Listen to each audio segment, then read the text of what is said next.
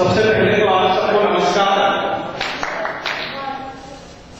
मुझे जब बताया गया कि पंजा लड़ाने की प्रतियोगिता है और उसमें मुझे आना है तो मैं अपने हाथ देखने लगा।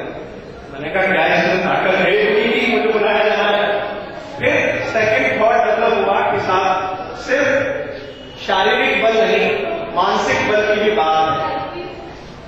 लेकिन यहां जब रास्ते में आ रहा था, डामर की रोड बन रही थी मैं कलेक्ट्रेट सर्किल के पास और करीब आधा घंटा मुझे लगा खासा कोटी से और कलेक्ट्रेट सर्किल तक आने था। तो मुझे लगा कि कहां मैं 7 दिन पहले तक सोच रहा था कि मैं अपने हाथों को देख रहा था, पंजा नहीं लड़ा सकता। वहां तो मुझे लग रहा था कि यार पंजा ही नहीं कुश्ती भी लड़नी थी। ये ट्रैफिक जाम क्यों हो रहा है, आज क्यों हो रहा है। तो एक मन में विचार आदमी के जब भले ही आपके अंदर शारीरिक बल आप लोगों की तरह मुझे ना हो लेकिन वैचारिक बल उठा क्या पंजा ही कुश्ती भी लड़ा है।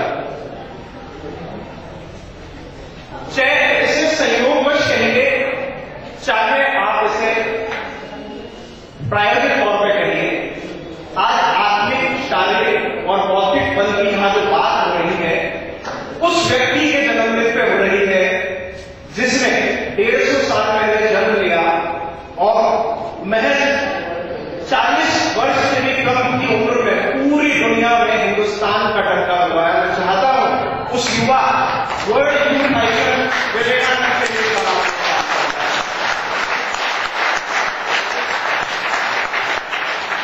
आने के बाद बैठ के यहां देख रहा था कि प्राइजेस रखे हुए हैं, सबके बोलने के बाद प्राइज मिलेंगे। और जब जब कभी स्कूल से लेकर आज तक कभी प्राइज मिलने की जब नौबत आती थी और लगता था मंच पे लोग भाषण दे रहे हैं तो मुझे फिर वही वाला विचार आता था कि पंजाब का कुश्ती वगैरह सब हो जाए कि सब लोग जल्दी चले जाए और प्राइज मिल जाए। तो मैं आप लोगों की बात समझ सकता हूं कि ज्यादा ना मिला जाए। मानसिक बल आत्मशक्ति पर मुझे कहने के लिए कहा गया था।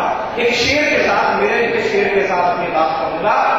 हमें फक्र है तुम पर, हमें फक्र है तुम पर, तुम आसमान हो। हमें फक्र है तुम पर, तुम आसमान हो। पहचानो अपनी शक्ति, तुम हिंदुस्तान हो।